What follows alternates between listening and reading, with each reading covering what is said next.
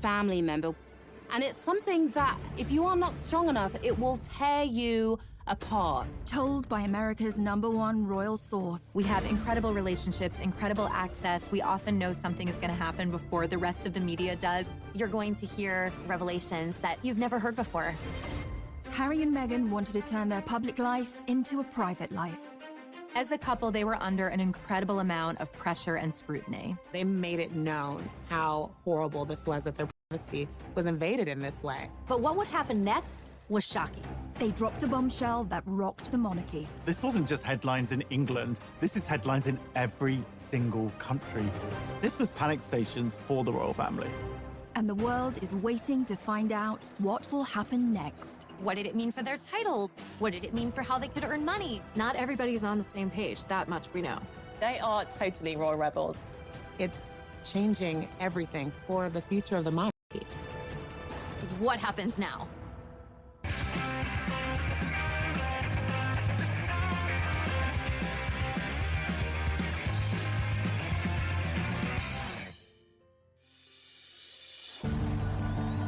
How does a girl born and raised in California end up meeting and marrying a royal prince? It sounds like something out of a straight-to-DVD movie, and at first glance, Meghan and Harry seem like an unlikely match, but they have more in common than you might suppose. We all think we know the Meghan Markle story, but this is who she really is.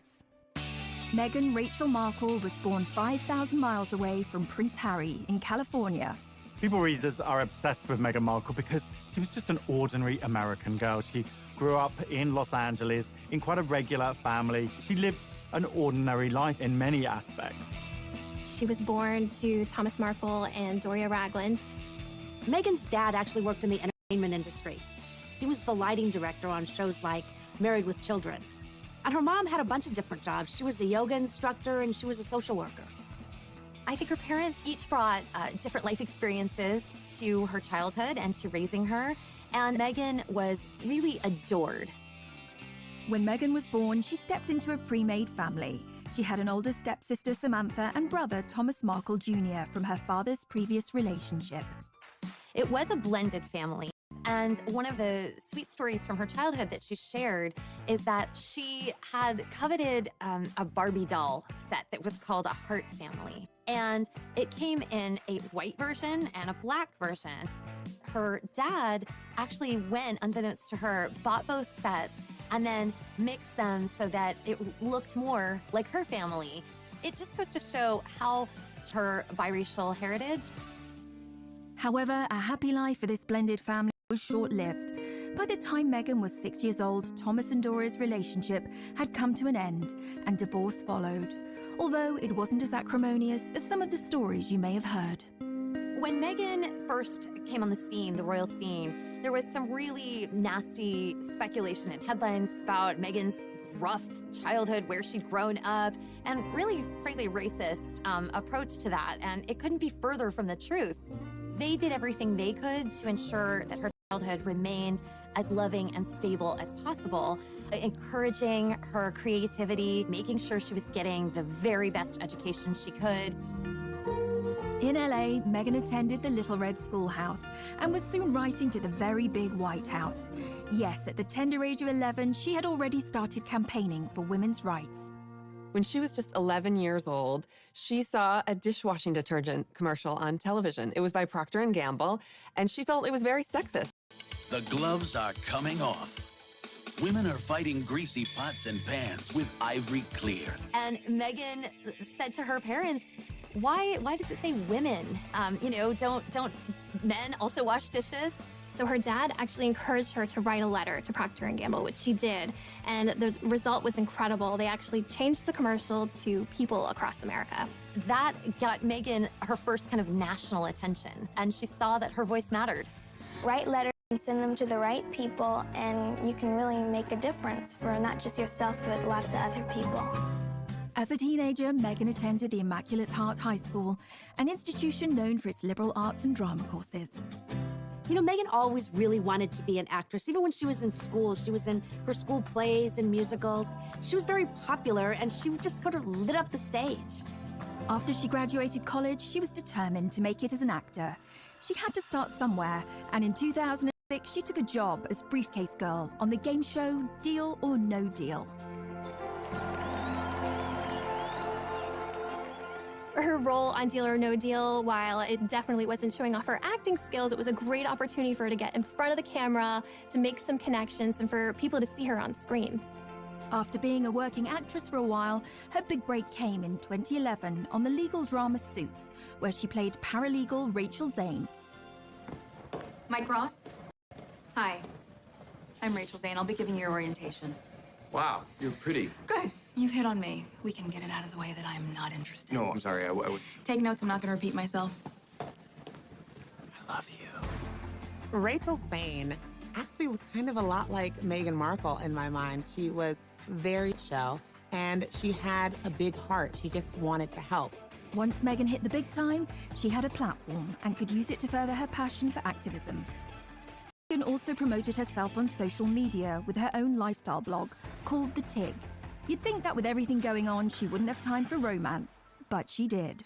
Meghan met Hollywood producer Trevor Engelson in 2004, and they had a long relationship and wed in 2011, and they seemed like a great fit at first, both pursuing these careers in Hollywood, him behind the scenes and her in front of the scenes with Suits. But the marriage was not to be. They were under a lot of pressure trying to sustain a long-distance relationship, and it proved to be too much for Meghan and Trevor. Their marriage lasted less than 2 years. Harry was born into a family that can trace their ancestry back over 1,000 years. Let's take a quick look at his family tree. Harry's grandmother is the Queen, but she's also the Duke of Lancaster, and she's married to a Duke, the Duke of Edinburgh.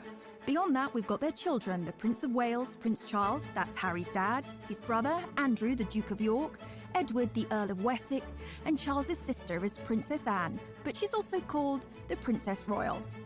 Prince Charles married Diana, the Princess of Wales, and they have 2 sons, William, the Duke of Cambridge, and Harry, the Duke of Sussex. Thanks to his brother's kids, Prince Harry is knocked back to 6th in line to the throne, and all being well, he's now never going to get his hands on the crown jewels. Although Harry was born into a world of breathtaking privilege, he suffered a tragic childhood. Harry's childhood is really rooted in tragedy. His mother was killed when he was just 12 years old, when she was chased by paparazzi in Paris, and so he had to deal with that tragedy at such a young age, which definitely affected him for life. For anyone who remembers the death of Princess Diana, one of the most heartbreaking elements was seeing her young sons, William, Harry, who was just 12 years old, having to maintain that famous stiff upper lip. Everyone had to be stoic and be this brave face for the nation, when Harry, a young boy, would have just been absolutely, crushed inside. We all remember the envelope with the word mummy on Diana's coffin. It just contained all of those intense emotions, and not think that later on, those from skirmishes with the paparazzi in public, to a costume party where he came dressed as a Nazi. It just was endless. But today we know that all the sort of rowdy times were kind of a last hurrah before he left for his service. Harry went from party boy to action hero when he joined the military, where he served for 10 years, including 2 tours of Afghanistan. He thrived in that environment. Perhaps it was a relief for him being able to step away from the spotlight.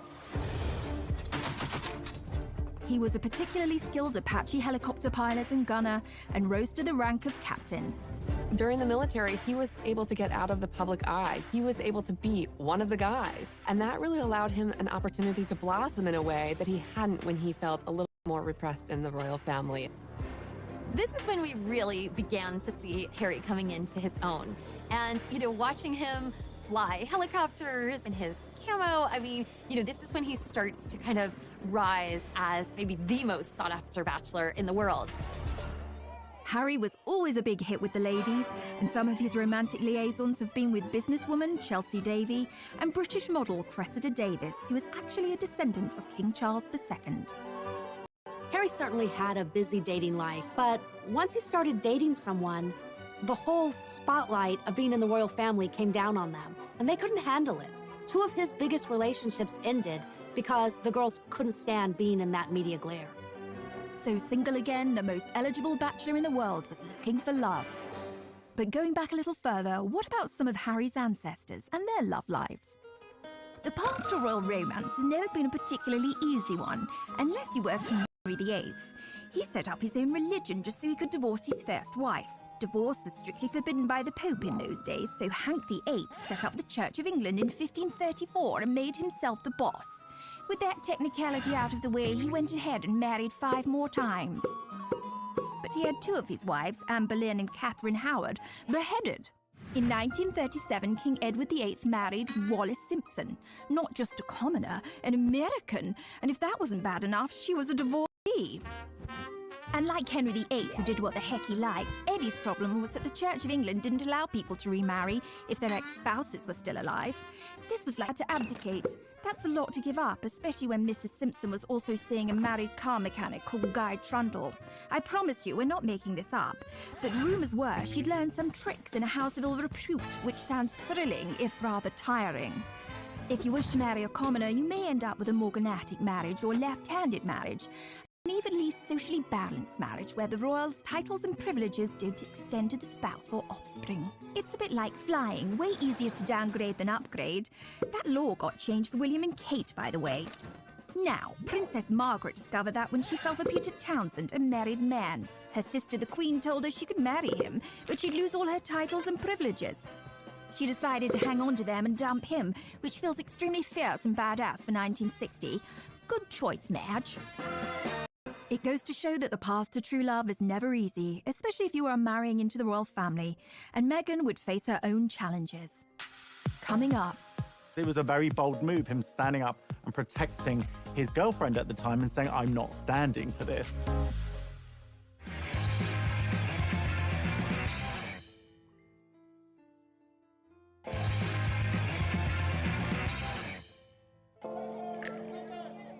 So how did this love story begin between Meghan and Harry?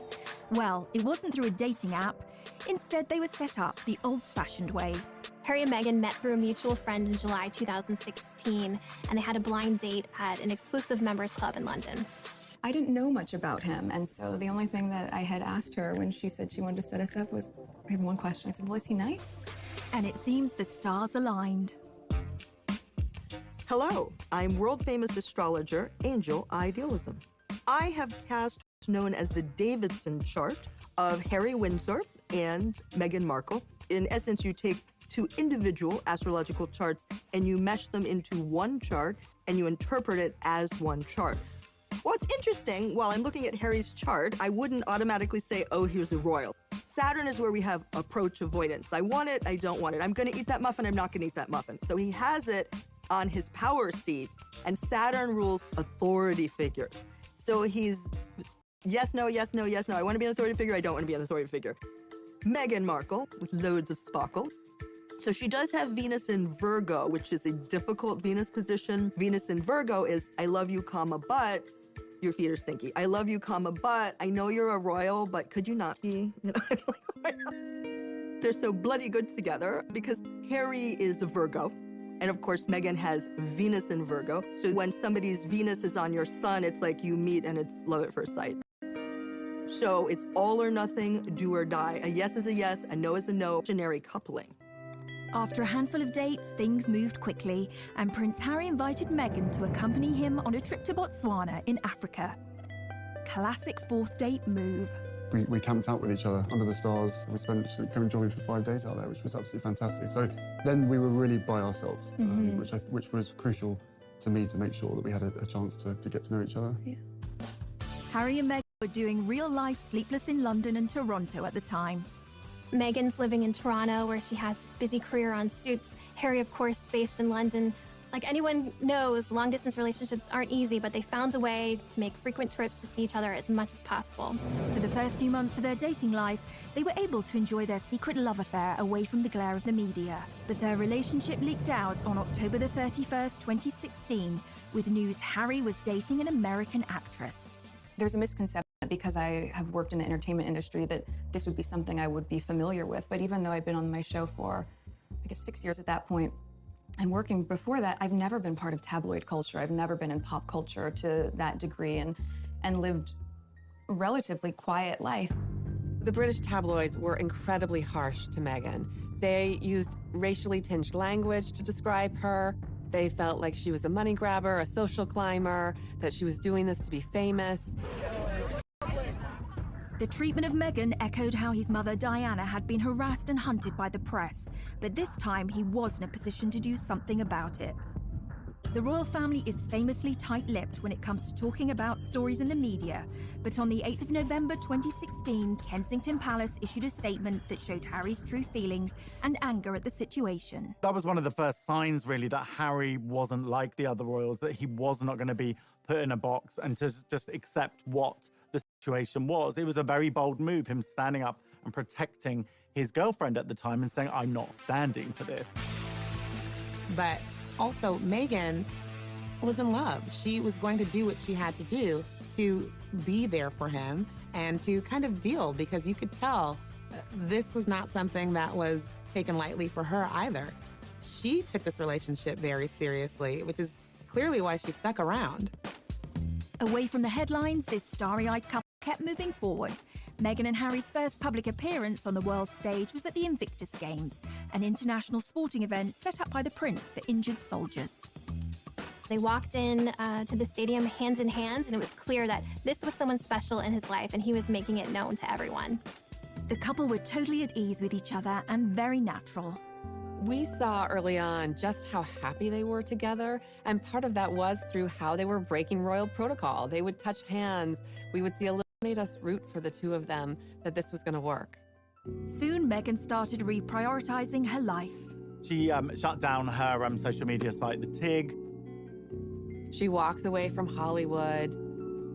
Which kind of had the hands of the palace saying, okay, if you're going to be a princess, then we need to get all of these things in order. After weeks of anticipation, the world finally got the news they had been waiting for. On November 27th, 2017, Meghan and Harry announced their royal engagement. It was official. The couple, thrilled and happy to be engaged, greeted the media as a united front at the official photo call at Kensington Palace. Was it romantic?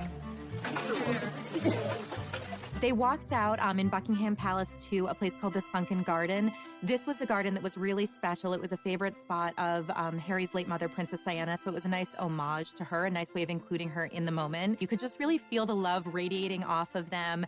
And it was the first moment they saw the ring. So it was a beautiful, enormous diamond ring. The center stone is from Botswana. And then the two outside stones were from Princess Diana's collection, so including Harry's late mother in this moment.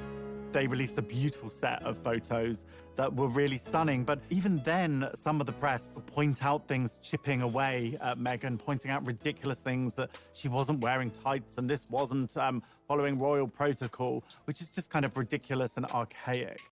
Harry and Meghan's natural way with each other, this ease that they have, was apparent from the start, especially during this engagement announcement, holding hands, looking up at each other, all smiles, very comfortable with each other. And this was a stark contrast to the engagement announcement that we saw from Harry's mother and father, Diana and Charles, where it seemed uncomfortable and slightly awkward.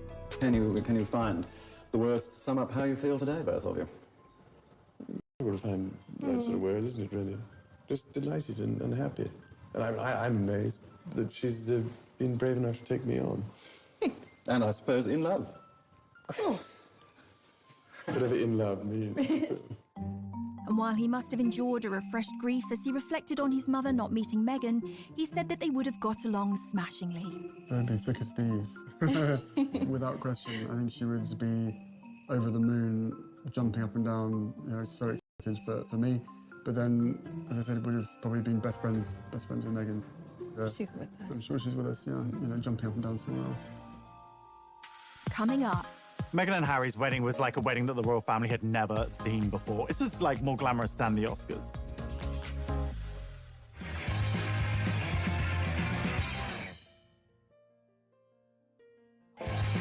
Waiting to find out when Meghan and Harry would be tying the knot. It was finally announced that the couple would get married on May the 19th, 2018. A royal wedding is the ultimate in pomp and pageantry. Royal fans just delight in a royal wedding. I mean, it's the fairy tale. The royal wedding is Cinderella's castle, Prince Charming, all of that rolled up into one. And like so many decisions in this couple's life, they chose a different kind of royal wedding from their predecessors. The average wedding in America these days costs around $35,000, which seems like a lot, and a pretty compelling case for a drive-through off the main drag in Vegas. The most recent royal weddings have become much more fancy schmancy affairs. I mean, maybe not Kim Kardashian fancy, maybe not Elton and David pink champagne and caviar fancy, but in terms of cost, royal weddings win every time. Will and Kate's wedding cost $34 million in 2011. The price went up again for Harry and Meghan's wedding. That cost around $45 million. Sibling rivalry or just a lot of transatlantic flights? One of the most expensive royal weddings ever was in Monaco. Prince Albert II married Charlene Whitstock. That was about $70 million. But have you ever been to Monaco? A cheeseburger is like $40. It's ridiculous. Even that, there was nothing compared to Harry's dad. In 1981, nearly 1 billion people watched as Diana Spencer married Prince Charles. And if you adjust for inflation, it cost somewhere between $70 and $110 million. But for all that, today's royal weddings seem like lavish affairs. Most of the budget goes on security. Right, back to Miss Markle. As Harry's bride, she provoked controversy, not only as the first American to join the royal family, but the first biracial person to marry into it. Meghan had her own ideas of how she wanted her wedding day to be different. Harry and Meghan chose to have theirs at Windsor Castle in St. George's Cathedral, which is almost 700 years old and the final resting place of Henry VIII. Hooray! Hooray! God bless Prince Harry and Meghan!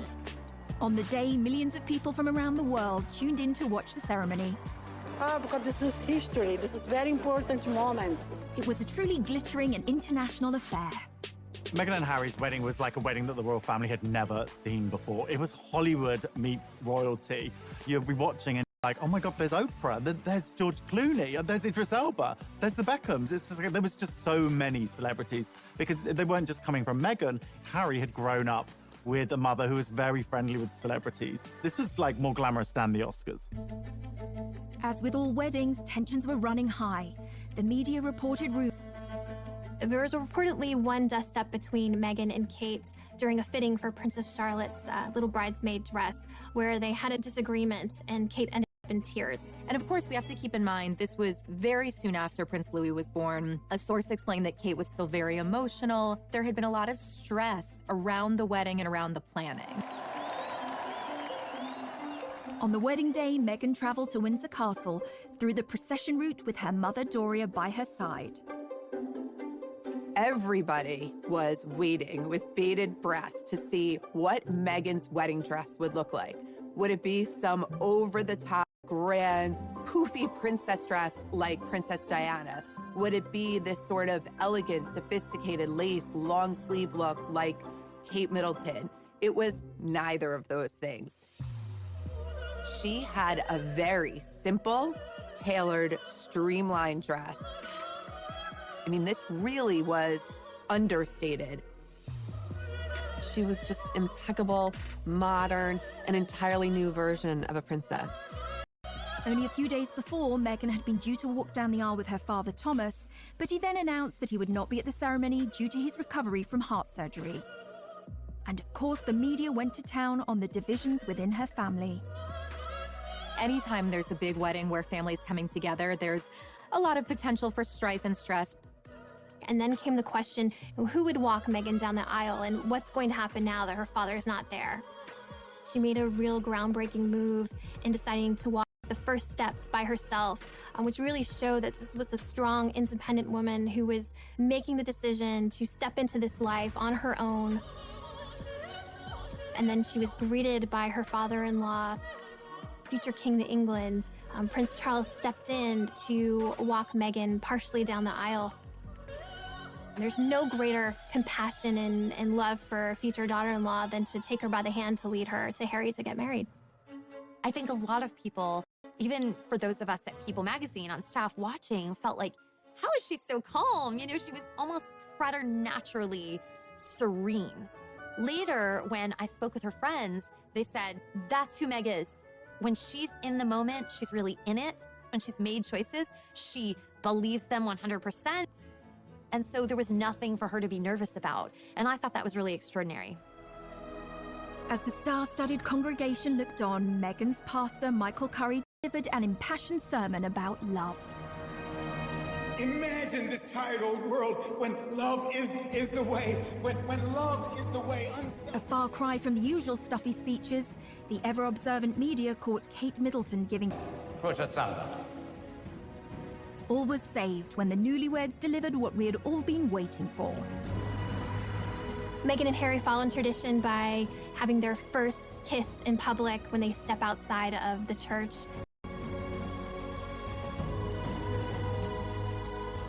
It was really the sort of like big PDA moment between the couple. The crowd went absolutely wild.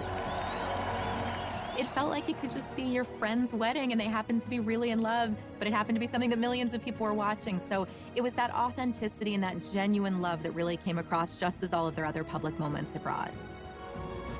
That day, the couple received a new title from the can be called Duke's Tube. What about Harry, though? Well, he's Duke of Sussex and also Earl of Dumbarton and Baron Kilkeel. The Duke and Duchess titles are kind of like a wedding present from the Queen. Here you go. I wasn't sure which toast you wanted, so I got you Hampshire instead. The annoying thing about being Duke or Duchess, Cornwall also gets the Duchy of Cornwall, which literally means if you live in Cornwall, he could well be your landlord. Although it won't be him coming and fixing your broken toilet, but he does get the cash from owning it. Unlike Cornwall, there's no Duchy of Sussex and therefore no cash. So, they don't get the cash, and guess what else Meghan doesn't have? Legal custody of her son Archie. According to a law from 1717, the Queen actually has governance over all the royal sprogs, including Will and Kate. You might think it doesn't really have any relevance today, but apparently decisions like which members of the royal family are allowed to get on the same plane, yup, the Queen makes that call. Back to the couple's first royal tour of Australia, Tonga and New Zealand. Meghan and Harry were an instant hit with the public. And this is where we get to see Meghan shine. And there were a lot of echoes of Princess Diana in terms of her really bonding with people, with children, with a lot of the locals, giving speeches, which is something we hadn't seen Kate do before with such ease.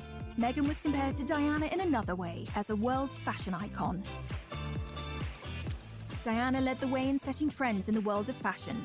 Back in the 80s, everybody wanted the Diana cut, and she occupied a fashion arena that included Audrey Hepburn, Jackie Kennedy, and some of the other most stylish women in history. When Princess Diana was alive, she was, without a doubt, one of the most photographed women in the world. Diana brought an innate glamour and this beauty to the royal family. It took them from royals to pretty much celebrities, all because of her and just this endless interest and curiosity in all things Diana. In 2019, Meghan was named the most powerful fashion icon, and the term the Meghan effect was coined.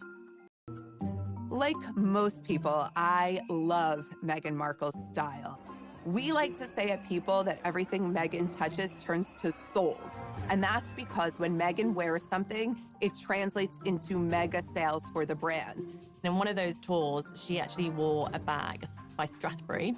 The second she wore this bag, it sold out in 11 seconds. The Duke and Duchess of Sussex were in the honeymoon phase. The tour of Australia kicked off with bombshell news. The couple arrived into Sydney telling the world that they were expecting their first child. It was the most exciting way of kicking off a royal tour. This is a moment that the public, the entire world was excited about. Anytime there's a royal wedding, you wait for the announcement about the royal baby. This was massive news in the royal world, and for fans, I mean, it was almost too much to process. It was all happening at once. At the same time, we also noticed that Meghan and Harry are wanting to kind of put up the walls because they really felt he possibly could from the very start. Weeks before the baby was born, Harry and Meghan announced they intended to keep the plans surrounding their child's birth private. It was never announced where Meghan planned to give birth. This was a major change from Kate's birth plans. Kate obviously at the Lindo Wing in Paddington, every single time one of her children is born, the crowds are gathered outside, you know, the news teams are there. It's a very big global event. With royal births, we famously see the new happy parents step out of the hospital. For royal fans, there's an expectation that we would be kind of, I don't know, almost included in that. And we learned pretty early on that Meghan and Harry were not going to do this. On May the 6th, 2019, baby Sussex arrived, weighing in at 7 pounds 3 ounces. And it wasn't actually until the birth certificate of Archie was released we even knew what hospital they had gone to. Meghan said no way was she going to walk out of a hospital and into a crowd of thousands, you know, with every TV camera from all over the world there, which is what Kate did. But Kate felt that that was her duty. Meghan didn't feel it was her duty, so she didn't do it. They didn't want involvement from the press. They wanted to do it their way. This was not a baby for the public. This was their baby. The birth of a newly born royal prince on this, the George's Day, AD 2018. It does seem a normal thing for a father to protect his child and to be able to do what he wants and release photos when he wants. But the British public have a very different perception of this. They pay for the royal family. So there was a lot of resentment towards Harry when he started to restrict this access. I think the christening marked a bit of a turning point where it was, no, this is a private event. We're not going to bring, you know, cameras in. We're not going to release dozens of photos. That was a shift that a lot of people had to get used to. Meghan, Harry and baby Archie then moved away from Kensington Palace to Frogmore Cottage in Windsor. Well, Harry said that he felt like a prisoner in Kensington Palace. He couldn't wait to get out of there. The Queen offered them Frogmore Cottage, but it was in a very dilapidated state. And unfortunately for Harry and Meghan, the bill fell on the taxpayer, and it was £2.4 million. And that caused a lot of bad feeling as well. The public started to feel like this quid pro quo was off kilter. Like, well, you know, if we're helping pay for, I don't know, your new kitchen, we should get to see, you know, Archie on his special day. Meghan and Harry, they wanted to be royal and to enjoy the royal life, but they also wanted a private life. And those two don't really go together. I think like that.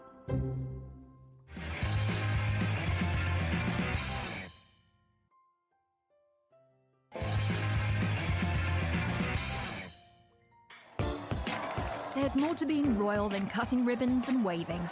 There are very strict rules and protocols that must be followed. My name is Micah Meyer, and I'm the founder of Beaumont Etiquette. My training was very formal. It was done in London under a former member of the Queen of England's household staff. I think there's this heightened level of fascination when we all saw Meghan Markle marry into the royal family. We were like, wait, a real average person can become a real royal? In our minds, we just saw her go from A to B, but that definitely wouldn't have been the case. She would have been, you know, practicing in royal aids, would have literally guided her throughout the entire process. Behind the scenes, she had to basically, in essence, join a royal training camp of how to become a royal. For instance, when you're addressing the Queen, she is Her Majesty, and after that, it's just ma'am, rhymes with jam, and it's always a curtsy, especially in public. Meghan, we saw it for the first time on TV, we were cheering her on, and the lower and the deeper her curtsy went, the more confident she became, and so we can see her confidence in her training kind of evolve. A lot of etiquette around the royal wave, and we actually see how she starts on that day that she was first engaged, and you know, she's waving and very excited. And then we see her at the next event, and suddenly we see her fingers are together. And then we see that elbow come in even further, and then we see the polished wave in the end. Even the sitting position, that's one huge part of Meghan's training, we literally saw happen before our eyes. We see the old Meghan, and she would have one leg crossed over the other and her ankle kind of out and you know, flapping about in a very casual way, which is very comfortable. As she becomes a royal, we see her training go into effect. That first big event where she's sitting next to the Queen, she's using this new technique. She has one over the other, pointing forward, and it's so tight. It's almost like there's a rubber band from her knees to her ankles. And if you tried to slip a little credit card in between her legs, good luck. You wouldn't have gotten it through. You can imagine how intimidating that first session of afternoon tea with the Queen must have been. Holding a teacup is actually even harder than it looks. You actually pinch your fingers together through the teacup, and then you use your middle finger underneath it. And if you want to support the teacup, you can use 2 fingers like the Duchess of Cambridge does at the very bottom. Knowing what she went through, how fast she went through that training, that's not typical for a royal. And she really did a good job.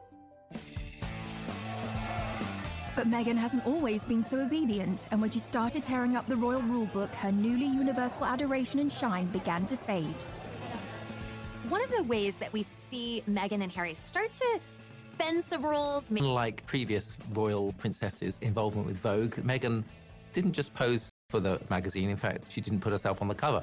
She celebrated women around the world who are doing extraordinary things. It was called Forces for Change, and it included interviews with everyone from Jane Fonda to Greta Thunberg. It was the first time that a member of the British royal family has done anything like that.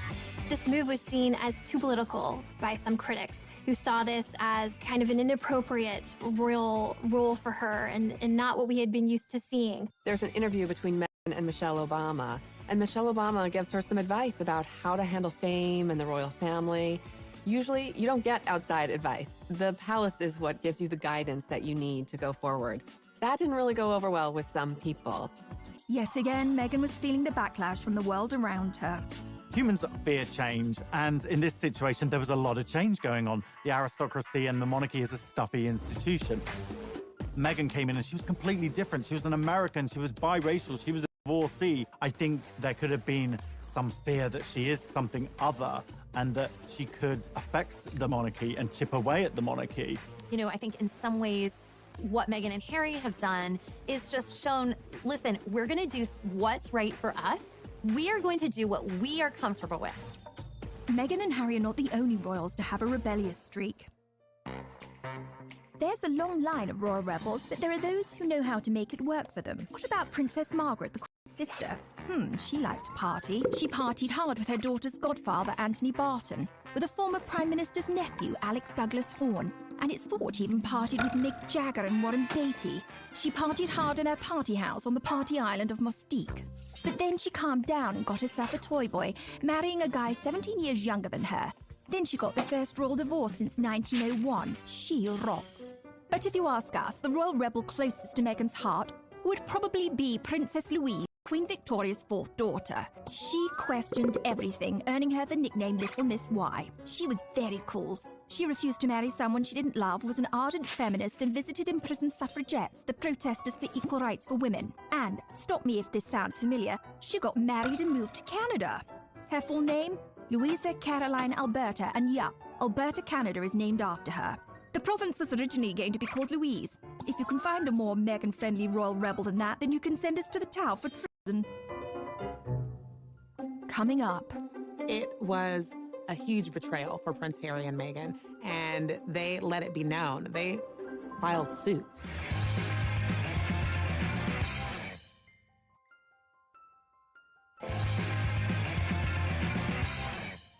A valuable asset or your worst enemy, and Prince Harry and Meghan have maintained a love-hate relationship with them. There have been times when the royals have welcomed the press in terms of trying to get their messages out. And this can be anything from, obviously, the Royal Rota, which is the established UK press corps, attending their engagements, which are to benefit charity, to shine a light on good causes. And that's the time when they really embrace the press. Even Harry's mother, Diana, used the media to her advantage. Princess Diana famously used back channels to set up an interview with the BBC's Martin Bashir on the show Panorama. And she did that because she felt that she could not make her side of the story heard. When no one listens to you, or you feel no one's listening to you, all sorts of things start to happen. For instance, you have so much pain inside yourself that you try and hurt yourself on the outside because you want help, but it's the wrong help you're asking for. People see it as crying wolf or attention seeking, and they think because you're in the media all the time, you've got enough attention, inverted commas. But I was actually crying out because I wanted to get better. We have never seen any royal open up the way Diana did, the way she bared her innermost thoughts and feelings. But unlike Diana, Meghan was too new to royal life to start airing her grievances publicly. But her friends would rally to the cause. In an exclusive interview with People magazine, Meghan's inner circle opened up about the Duchess's private life and her struggles with the UK tabloids.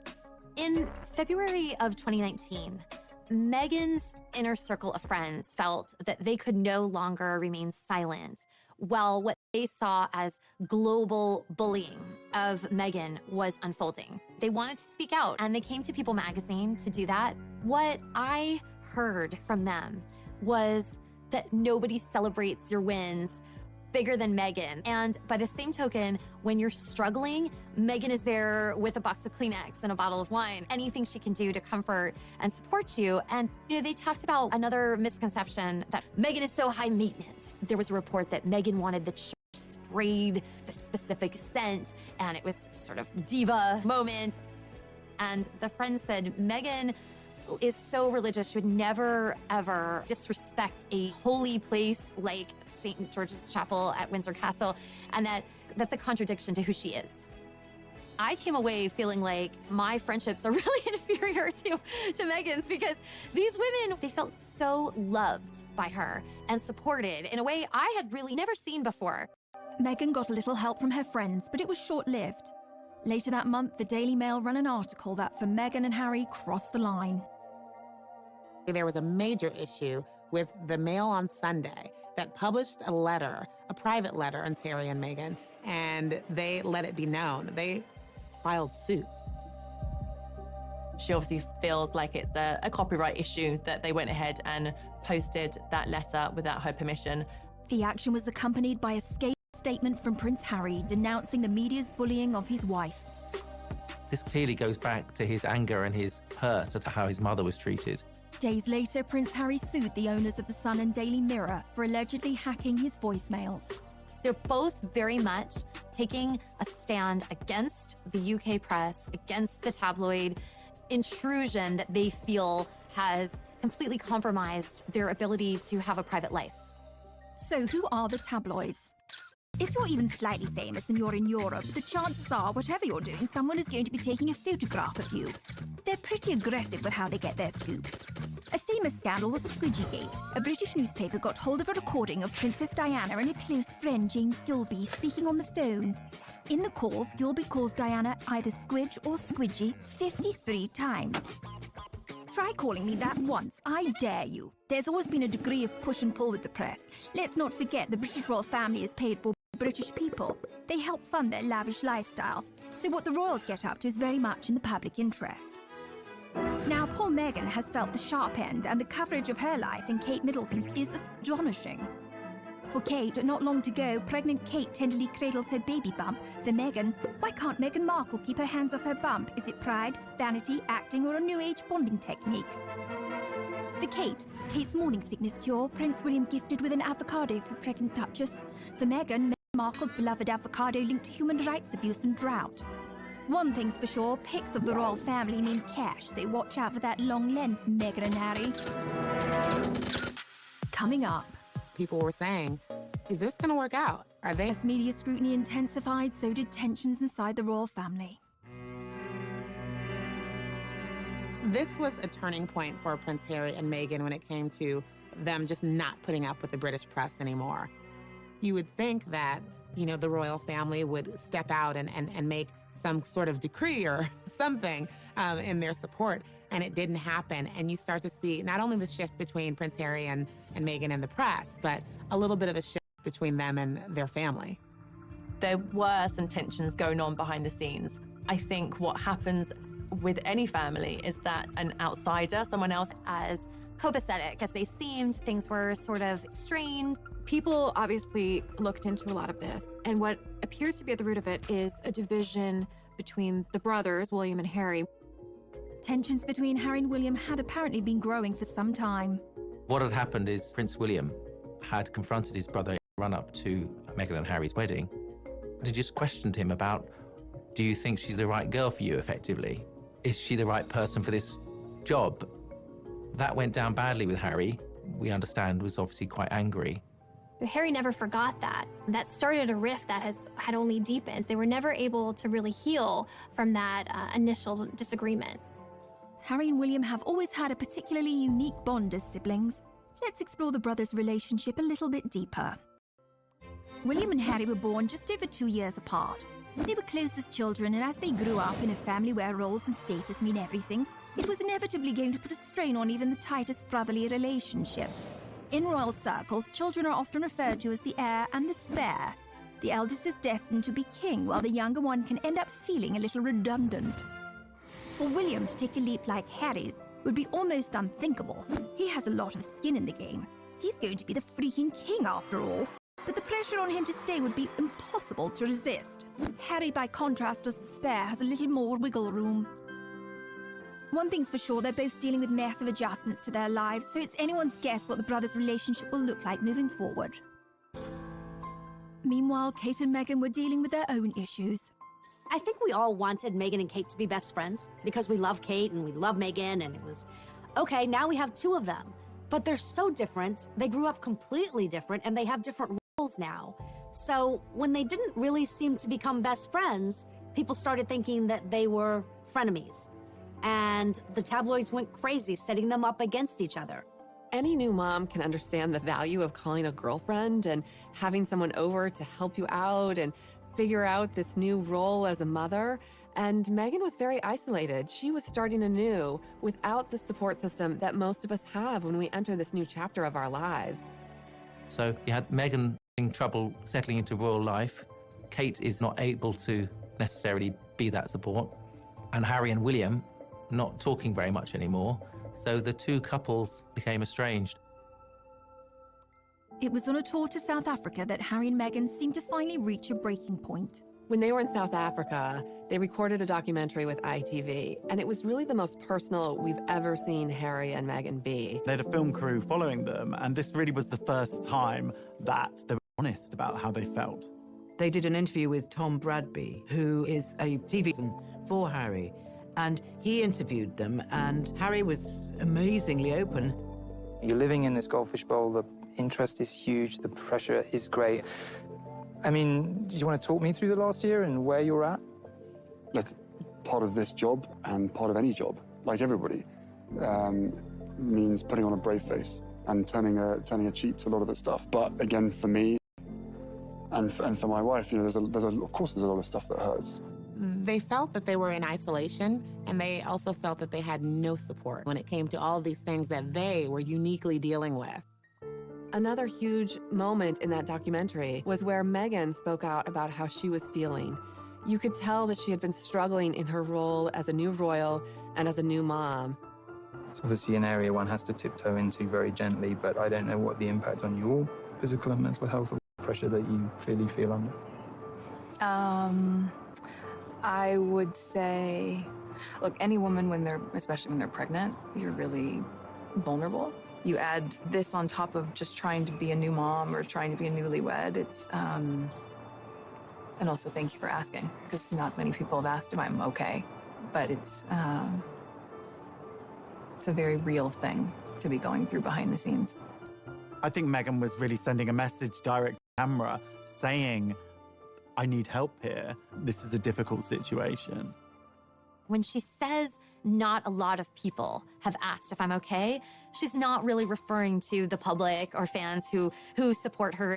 She didn't feel members of the royal family had asked if she was okay. People were saying, is this going to work out? Are they going to be able to stick this out? Because it's not looking good.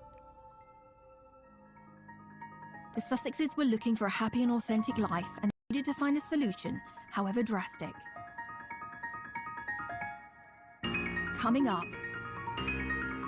When Harry and Meghan made this announcement, the world... Harry and Meghan, quit! Going it alone, the Duke and Duchess of Sussex.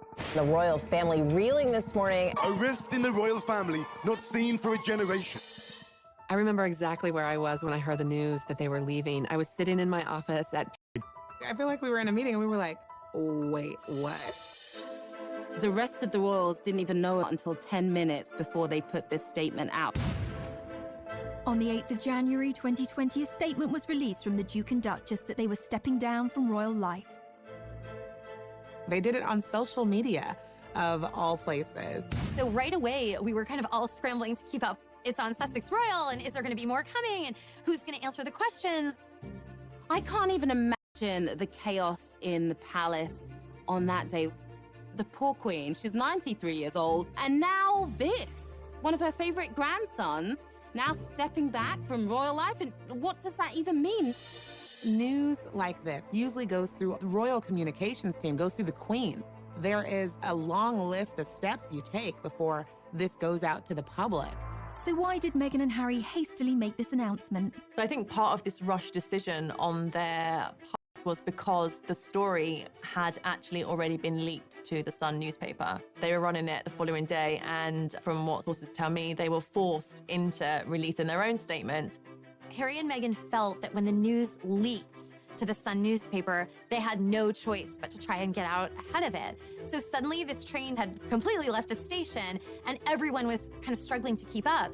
I think it was a bad decision on Harry and Meghan's behalf to rush out this document without checking with the royal family. You don't change your decision-making and go against the Queen just because some scrappy journalist in London is saying that they've got a story.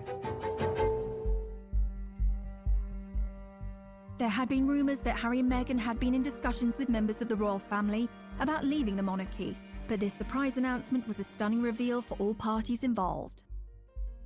It is a bit of a soap opera, but I mean, quite frankly, the things that have happened recently, you couldn't write it. You can hardly imagine how difficult that talk must have been between Harry and Meghan about what they were going to do. They've put Archie down to sleep, and they are trying to figure out how to walk away from one of the most important families in the world. Meghan and Harry have not been the only royals to drop a bombshell. Being royal is a high-stakes game, and if we look to the past, Meghan and Harry are not alone in causing a few royal eyebrows to be raised. Good old Chuck and Kemi, Charles and Camilla, first met in 1971, but waited 34 years to get married. In that intervening time, Charles married and divorced Princess Diana. There was an infamous moment when they were asked, "And are you in love?" Diana replied, "Of course," and Charles drawled, "Would you really had married and divorced Andrew Parker Bowles?" But they didn't exactly wait until their wedding night to hook up. They were still married, but it was to the reported approval of Camilla's first husband, who knew all about it. In fact, a recording of a phone call between Charles and Camilla got leaked, which is far, far beyond what you might call a bit saucy. We'll let you look that one up for yourselves. This is a family show, people. So in the grand scheme of things, Harry and Meghan's bombshell seems pretty tame by comparison. The media, having felt kept at arm's length, went into a frenzy. The press and social media very quickly coined the phrase Megxit, which is really quite misogynistic. It's blaming the fact that Meghan and Harry are leaving the royal family on the woman. The British press is always blaming Meghan. They've done that from the beginning. Whatever Meghan and Harry do that they don't like, it's Meghan's fault. From a tabloid media standpoint, Meghan became the focus of she's the one driving this decision. But anyone who really knows Harry knows that he has expressed a desire to step away from royal life from the beginning. There were times in his 20s where he kind of lamented at this role that he's in and hinted at that he would love to have a life outside of the royal family. So if anything, he's the one propelling this decision, and Meghan's supporting him. But I think we know now this is a decision they made as a couple. They're very much a family unit. You know, we know they have a great relationship and that they're doing things that they think are best for their entire family. This had to be something that really weighed on them, but what must have weighed on them more was what they had been through for them to make the decision to leave the royal family, to leave the Windsors. I mean, it's a dream for so many people, and they decided to just walk away. Coming up. Something like this could bring down the monarchy. This was panic stations. Something like this could bring down the monarchy. This was panic stations for the royal family. Buckingham Palace did release a statement, and I think this was a big shock to the world. It was obvious from that statement that they weren't on the same page. Discussions are still ongoing. We know they are expressing an interest to do this, but all the details haven't been worked out yet.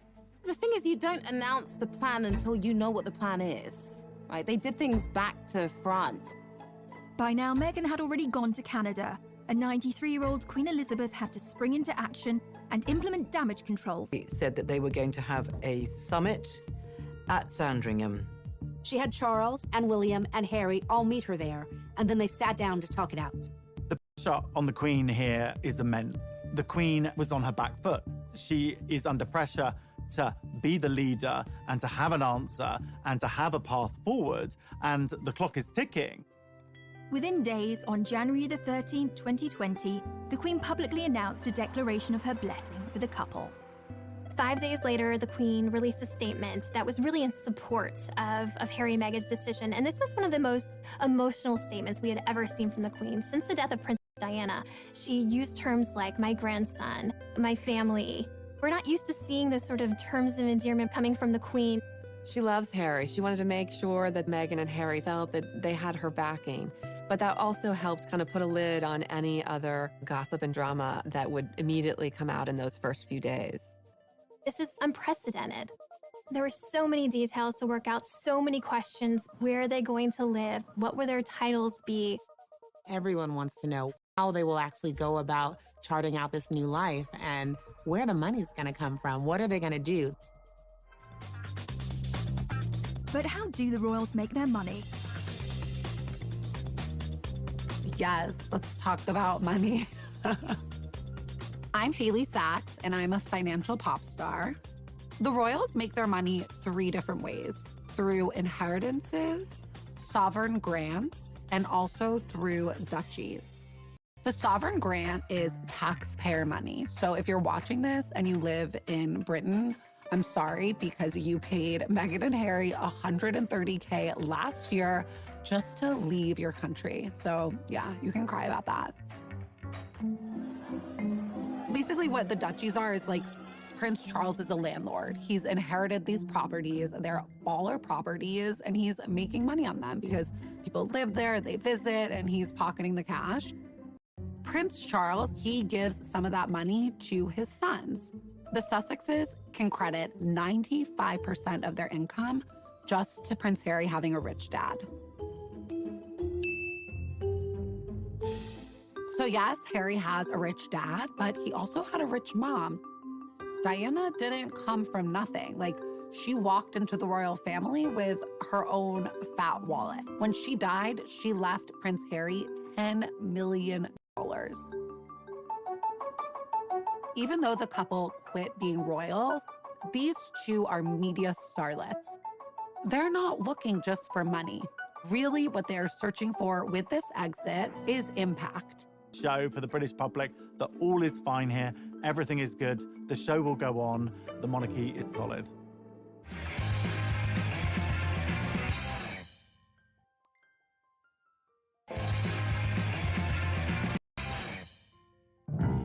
While Meghan was busy unpacking her Suits DVDs in Canada, it was back to business for the royal family. It was initially a bit of chaos as everyone tried to kind of find their footing in this new, unprecedented order of things. At the end of the day, the monarchy has to come first and the crown has to come first. The Queen, she's not going to let her emotions get the better of her. Now it's about action. It's about taking action and figuring out what are next steps. The monarchy is often, throughout history, in a very vulnerable position. There are a lot of people who don't agree with the monarchy. The monarchy can be perceived as a very undemocratic institution, essentially inherited power. When you have somebody who is stepping away from the royal family, this makes the royal family very vulnerable. For those that had stayed, the Queen doled out presents. Prince William was bestowed with an additional royal post, Lord High Commissioner to the Church of Scotland. The royal PR team wanted the rest of the family to show a united front, and William, Kate, Charles and Camilla embarked on a rare joint charity engagement, and the British press dubbed them the new Fab Four. All this sort of family discord and fighting amongst themselves didn't look good, so the Queen wanted to fix this up. She has Charles and Camilla and Kate and William all at her beck and call to come out and present a united front as this is the royal family. We're still here for you. The Duchess of Cambridge was also being kept busy on a tour of the UK to promote her work with childhood development. Kate has really stepped forward. She just gave her most illuminating interview that we've ever heard from her. You know, it was a podcast, a very modern format, where she talked about the challenges of motherhood, the challenges of being pregnant.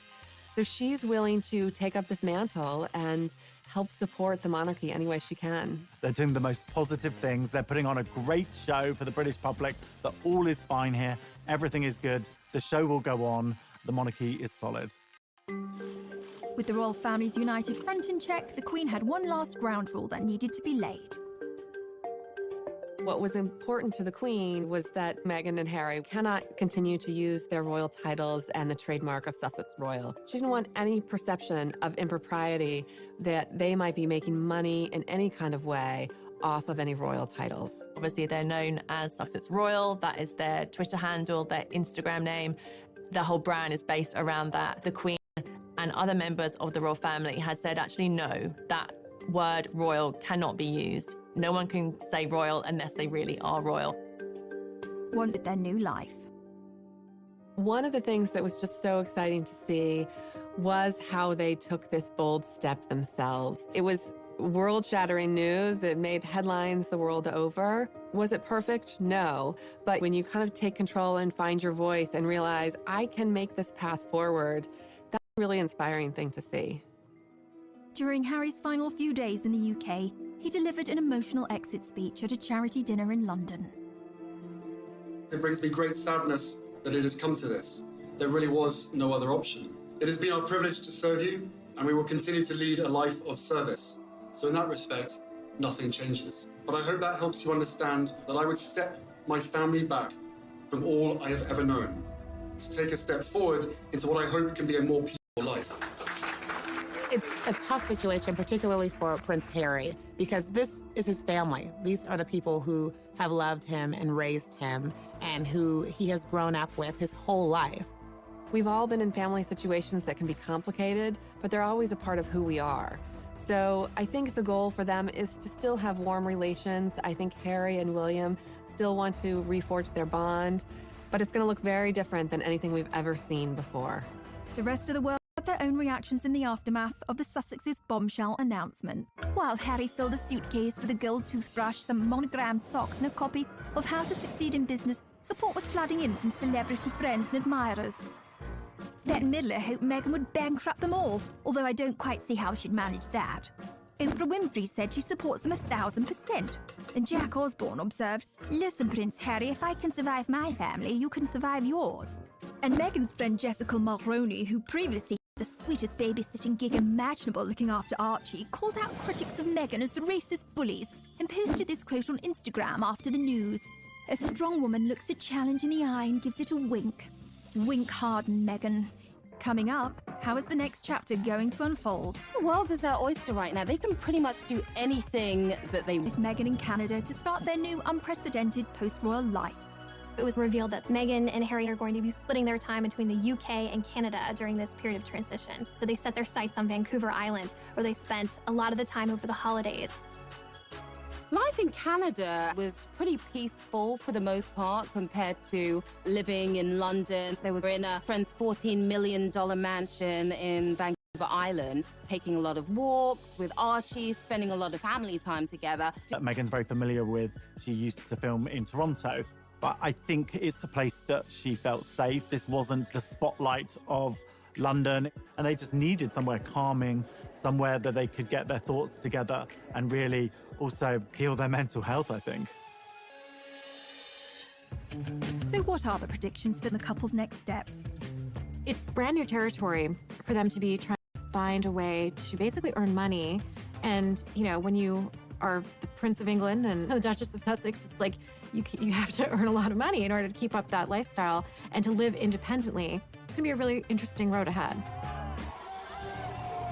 Their last round of royal engagements were in March. They're officially stepping back, and they'll no longer be using their HRH titles or Sussex Royal. But I think the world is their oyster right now. They can pretty much do anything that they want. Both of them are very smart. Both of them are very talented.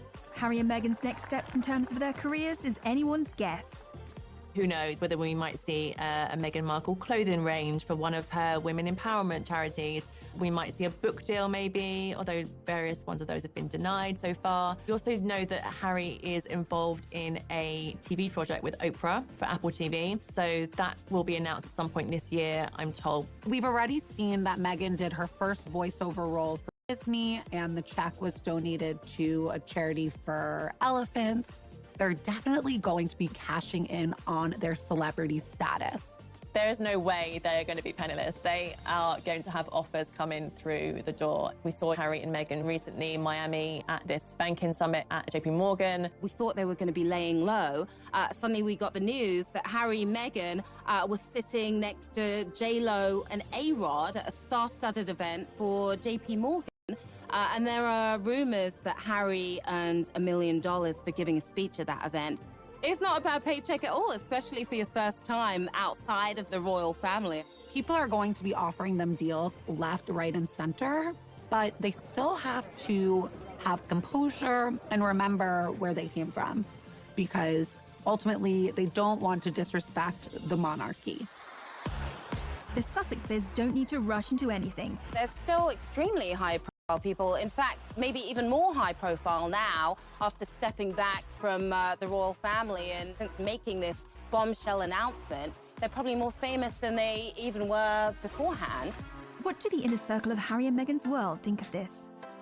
Since Meghan and Harry have stepped away from their role as senior members of the royal family, what we are seeing is a completely new chapter, and really, as one source told us, uncharted. Her family first. She's going to put her son first. Her life as a mom is so important to her.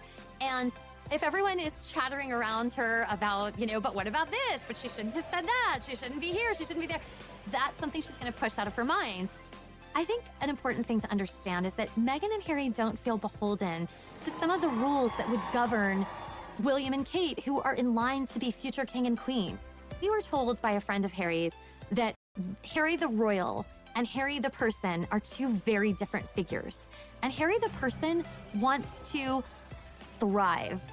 And I think that Meghan's friends and Harry's are completely supportive and thrilled for them, because it was hard to watch them feel so suppressed. Meghan Markle and Prince Harry have left Canada, reports People magazine. So People magazine has been covering the royals really since the inception of the magazine for decades and decades. We have incredible relationships.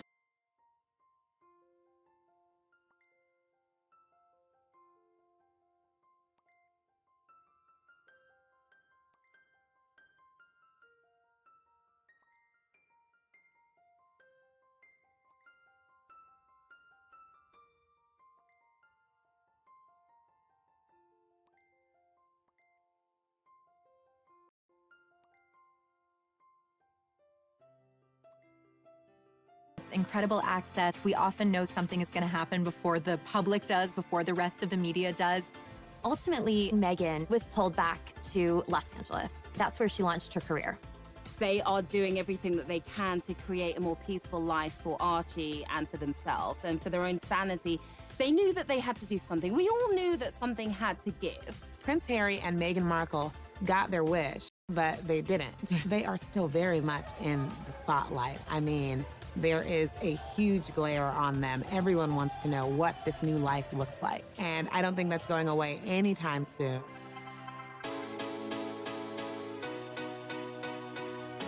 A lot of people are wondering, will things ever be the same in this royal family? I think we're seeing like a new age of royals, and it'll be really interesting to see what happens with them and how they forge their own path, not just tied to the royal family. Entertainment industry. He was the lighting director on shows like Married with Children. And her mom had a bunch of different jobs. She was a yoga instructor and she was a social worker.